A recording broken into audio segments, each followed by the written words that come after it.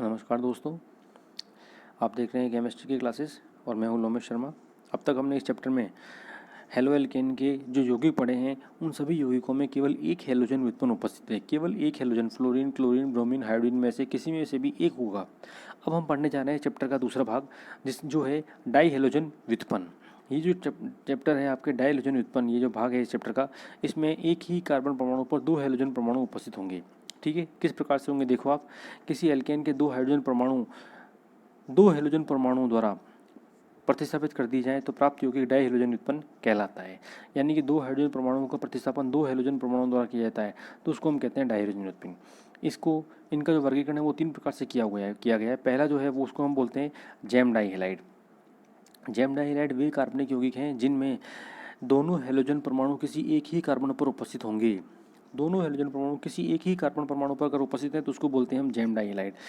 यह जो कार्बन परमाणु ये श्रृंखला के अंत में, बीच में या स्टार्टिंग में कहीं भी हो सकता है और उस कार्बन पर दो हैलोजन परमाणु में लगे हुए होंगे तो उसको बोलते हैं हम जैम डाइहैलाइड्स। जैसे कि इस वाले उदाहरण में देखो आप, CH3CCH3।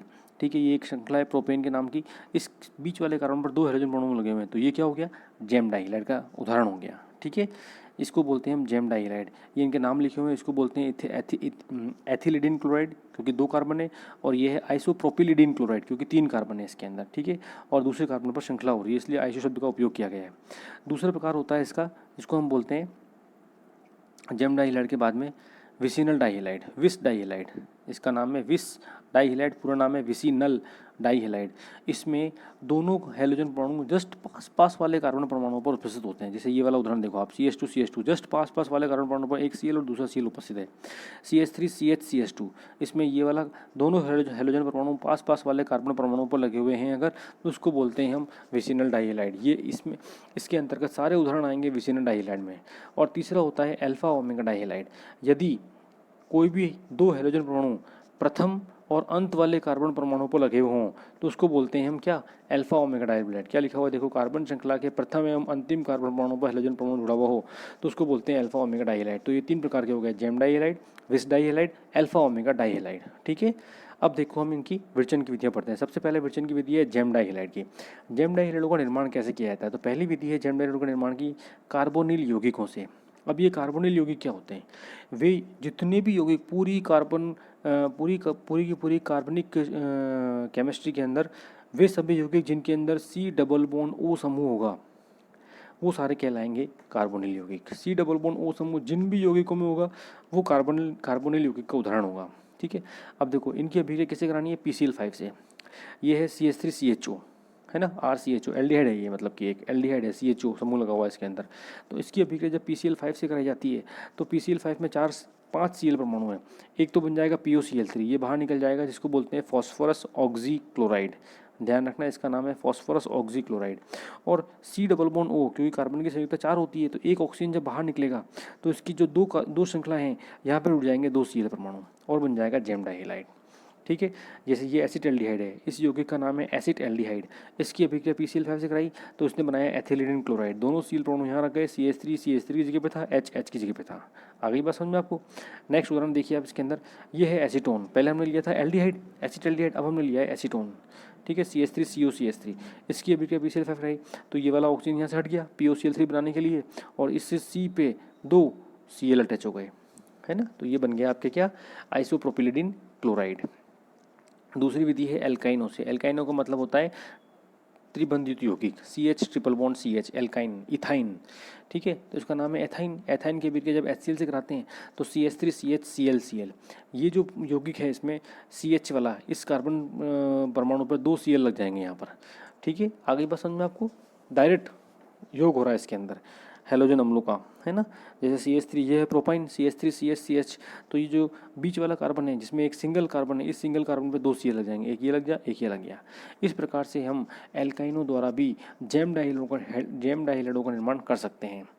नेक्स्ट अभिक्रिया है आपके विसिनल डाइहैलाइडों का निर्माण की। विसिनल डाइहैलाइडों का निर्माण किया हुआ है एल्कीनो से। एल्कीनो का मतलब द्विबंध वाले यौगिक। CCl4 की उपस्थिति में एल्कीनो की हैलोजन से अभिक्रिया कराते हैं। देखो ये है इथीन, इसकी अभिक्रिया Cl2 से रही, क्लोरीनीकरण कर रहे हैं हम Cl2 से, तो क्या होगा, एक Cl इस कार्बन पर और एक Cl इस कार्बन पर जुड़ जाएगी। ठीक है, कार्बन टेट्राक्लोराइड की उपस्थिति में अभिक्रिया होती है और इससे बन जाता है 1,2-डाइक्लोरोएथेन। अब ये किसका उदाहरण है, विष डाइहाइलाइड का। जस्ट पास वाले कार्बन परमाणु पर 2 क्लोरीन उपस्थित है।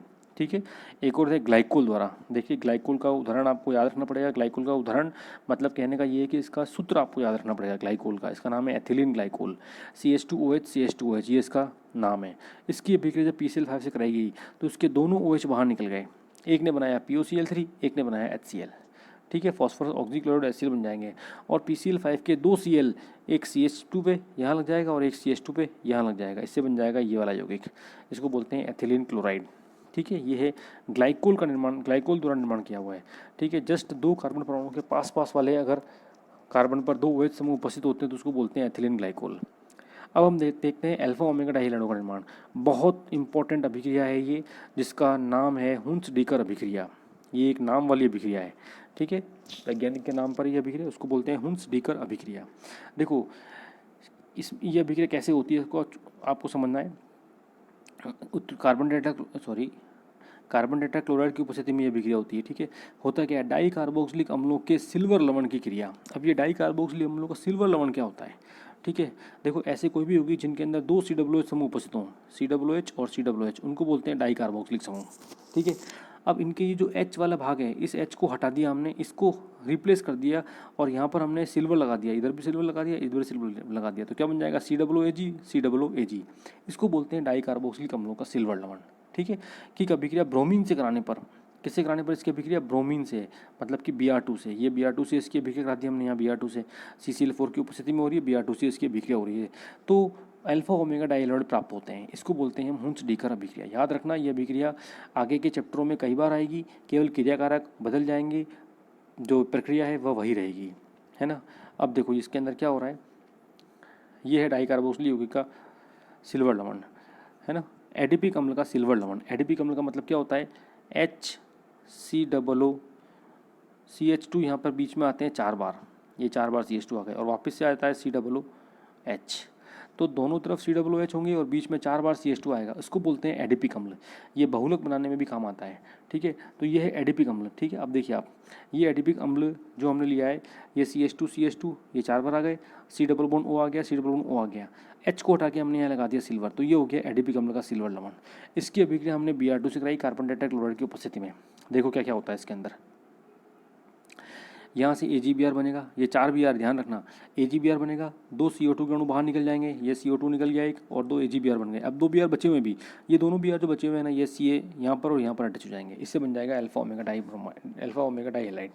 ठीक है, तो इस अभिक्रिया को, संपूर्ण अभिक्रिया को बोलते हैं हम हुंस डीकर अभिक्रिया। याद रखना, बहुत इंपॉर्टेंट अभिक्रिया, परीक्षा में कई बार आई हुई है हुंस डीकर अभिक्रिया। अब देखते हैं भौतिक गुण, है ना। भौतिक गुणों में क्या लिखा हुआ है, देखो डायहाइड्रोजन रंगहीन मधुगंध वाले द्रव होते हैं। ये जल में अघुलनशील है लेकिन कार्बनिक विलायकों में घुलनशील है, कार्बनिक विलायकों में घुलनशील होते हैं। अब कार्बनिक विलायक कौन से होते हैं, जैसे बेंजीन, टोलुइन, एनिलीन, ये कार्बनिक विलायक है। इनमें तो ये घुल जाते हैं लेकिन जल में नहीं घुलते हैं। ठीक है, जल से भारी होते हैं। अब देखते हैं इनके रासायनिक गुणधर्म। रासायनिक गुणधर्मों में पहली अभिक्रिया लिखी हुई है इसके अंदर, जल अपघटन अभिक्रिया। ठीक है, जल अपघटन अभिक्रिया क्या होता है जल अपघटन अभिक्रिया के अंदर, जैम डाइहाइलाइड जलीय KOH या AgOH या तो पोटेशियम हाइड्रोक्साइड या सिल्वर हाइड्रोक्साइड से क्रिया करके एल्डिहाइड या कीटोन बनाते हैं। एल्डिहाइड का मतलब CHO समूह और कीटोन का मतलब C=O समूह, ये बनाएंगे ये। ठीक है, कैसे बनाएंगे देखो आप, हम इसके अभिक्रिया को देखते हैं कि जल अपघटन अभिक्रिया कैसे होती है। बहुत सिंपल अभिक्रिया, आसानी से आपको समझ में आ जाएगी। देखो क्या हो रहा है इसके अंदर, ये एक जैम डाइहाइलाइड है, ठीक है ना, पता लग रहा है जैम डाइहाइलाइड है, एक ही कार्बन पर 2 हाइड्रोजन उपस्थित है। ये जैम डाइहाइलाइड की अभिक्रिया आपने जलीय KOH से कराई तो इसके दोनों हैलोजन परमाणु, ये दोनों हैलोजन परमाणु यहाँ से हट जाते हैं और यहाँ पे लग जाते हैं 2 OH समूह। जलीय KOH से अभिक्रिया कराने पर KCl बाहर निकल जाएगा और दोनों OH यहाँ आ जाएंगे। ठीक है, एक यहाँ आ जाएगा, एक यहाँ आ जाएगा। जब एक ही कार्बन पर, ये जो कार्बन है, एक ही कार्बन पर जब 2 OH समूह उपस्थित होते हैं तो ऐसी अवस्था में यह यौगिक अस्थायी हो जाता है। ठीक है, कोई सा भी यौगिक हो, एक कार्बन पर अगर 2 OH उपस्थित हो वो अस्थायी हो जाएगा। इस यौगिक को किया जाता है गर्म। ठीक है, जब इस यौगिक को गर्म किया जाता है तो देखो क्या होता है, इसको आपने गर्म किया, गर्म करने पर क्या होता है, यहाँ से एक जल कणु बाहर निकल जाता है। ये जल कणु बाहर निकल गया, जैसे ही जल कणु बाहर निकलेगा तो ये वाला बंध बन जाएगा द्विबंध। ठीक है, ये द्विबंध बन जाएगा। जैसे ये द्विबंध बनेगा तो यौगिक क्या बन जाएगा, CH3CHO, ये बन गया यौगिक CH3CHO, मतलब एसिड एल्डिहाइड का निर्माण हुआ है। तो आपने ऊपर क्या पढ़ा था, या तो इससे एल्डिहाइड बनते हैं या इससे कीटोन बनते हैं। तो अभी हमने इस यौगिक से 1,2 डाइक्लोरोएथेन से क्या बनाया, एक एसिड एल्डिहाइड का निर्माण किया है। पहले जलीय की वजह से अभिक्रिया कराई, एक अस्थायी यौगिक बना जिसको गर्म करने पर जलकणु बाहर निकाला तो एसिड एल्डिहाइड का निर्माण हुआ। दूसरी अभिक्रिया देखो, ये दूसरा ये वाला कौन सा यौगिक बताइए, जैम डाइहाइलाइड है कि विस डाइहाइलाइड है? हाँ बहुत अच्छा, ये एक जैम डाइहाइलाइड है क्योंकि इसमें एक ही कार्बन पर 2 हाइड्रोजन। इसकी अभिक्रिया आपने जलीय की वजह से कराई तो दोनों हाइड्रोजन निकल गए, यहाँ पर भी वही आ गया, यहाँ पर भी वही आ गया। बात तो वही होगी, इनसे एक जलकणु बाहर निकलेगा गर्म करने पर, ये गर्म करने का निशान बनाना है आपको। गर्म करने पर ये जलकणु बाहर निकलेगा, जलकणु बाहर निकलेगा उससे क्या होगा, एक डबल बॉन्ड यहाँ बन जाएगा और ये बन जाएगा acetone, CH3 double bond OCH3। ठीक है, इससे एसीटोन का निर्माण होगा। अब आपके देखते हैं एक और अभिक्रिया, देखिए ये है विसिलन डाइहाइलाइड। विसिलन डाइहाइडों को आपने अभिक्रिया कराई जलीय की वजह से तो एक OH इधर आ गया, Cl निकाल के वो दोनों OH यहाँ आ गए। अब देखो ये दोनों OH एक ही कार्बन पर उपस्थित नहीं है, इसलिए ये अस्थायी नहीं होगा, तो ये एक स्थायी यौगिक बन गया एथिलीन क्लोराइड। ठीक है, नेक्स्ट अभिक्रिया आती है विहाइड्रोहेलोजनीकरण। नाम से पता पड़ रहा है, हाइड्रोजन का और हेलोजन का विलोपन, बाहर निकलना। ठीक है, ये एक जैम डाइहाइलाइड है, इसकी अभिक्रिया आपने अल्कोहलिक KOH से कराई। ठीक है, एक बात आपको ध्यान रखनी पड़ेगी, जलीय KOH और अल्कोहलिक KOH दोनों अलग अलग उत्प्रेरक हैं, दोनों की अभिक्रियाएं अलग अलग होती हैं, इनको एक मत मान लेना। तो जब इसकी अभिक्रिया अल्कोहलिक KOH से कराते हैं तो इसमें एल्काइन बनता है, एथाइन एल्काइन का निर्माण होता है और HCl का अणु बाहर निकलता है। तो एल्कोहलिक KOH की उपस्थिति में HCl बाहर निकल जाएगा और एल्काइन बनेगा। ये एक अभिक्रिया नीचे दी हुई है जिसमें CH2Cl दिया हुआ है, दोनों Cl निकलेंगे और HCl बाहर निकल जाएगा और एथाइन बन जाएगा। अब आप ये कहोगे कि सर हमको कैसे पता पड़ेगा कि यहाँ एथाइन बनेगा इस अभिक्रिया से? तो ये जो अभिक्रिया है आपको इतना याद रखना पड़ेगा कि ये अभिक्रिया होती है विहाइड्रोहेलोजनीकरण, मतलब एक हाइड्रोजन का और एक हेलोजन का बाहर निकलेगा। अब इस यौगिक में से अगर एक हाइड्रोजन और हेलोजन निकल जाएगा, है ना, तो बचेगा क्या, CH ट्रिपल बॉन्ड CH, ये यौगिक बचेगा एक। ओके, तो इसमें दो यौगिक, दो अणु निकलेंगे HCl के, तो इससे इसको बोलते हैं विहाइड्रोहेलोजनीकरण अभिक्रिया। अब वो नेक्स्ट अभिक्रिया है विहेलोजनीकरण अभिक्रिया, मतलब केवल हेलोजन का निकलना बस। देखो ये अभिक्रिया होती है जिंक की उपस्थिति में, बहुत अभिक्रिया इंपॉर्टेंट है ये वाली भी। देखो कैसे हो रही है अभिक्रिया, देखिए आप, ये जिंक की उपस्थिति में होगी अभिक्रिया। ये वाला एक यौगिक है जैम डाइहाइलाइड, ये वाला एक यौगिक है जैम डाइहाइलाइड, दो यौगिक लिए, पहला यौगिक और दूसरा यौगिक, दो मोल लिए मतलब, और इन दोनों मोलों की अभिक्रिया करा दी जिंक के साथ में। तो जिंक इनके साथ में अभिक्रिया करके एक डॉटेड लाइन बनी हुई है, ZnCl2 बनाता है। ये देखो ZnCl2 बाहर निकल गया और इन दोनों की अभिक्रिया करके बनता है ZnCl2। तो इसके बाद क्या होता है, ये वाला कार्बन और ये वाला कार्बन, ये दोनों कार्बन आपस में जुड़ जाते हैं द्विबंध के साथ में। तो क्या बनेगा, CH3CH द्विबंध, CH3 CH3CH ये वाला और CH3CH ये वाला, इन दोनों के बीच में आ जाएगा द्विबंध। तो ये बन गया आपके क्या, ब्यूटीन।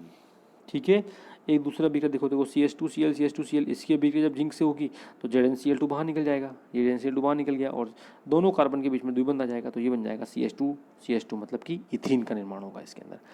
ठीक है, एक अभिक्रिया ये दी हुई है, देखो ये थोड़ी और इंपॉर्टेंट है इन सबसे, इसके अंदर इथीन नहीं बनेगी। ये कौन सा, किस प्रकार का यौगिक है, क्या ये जैम डाइहाइलाइड है, नहीं। क्या ये विसिलन डाइहाइलाइड है, नहीं।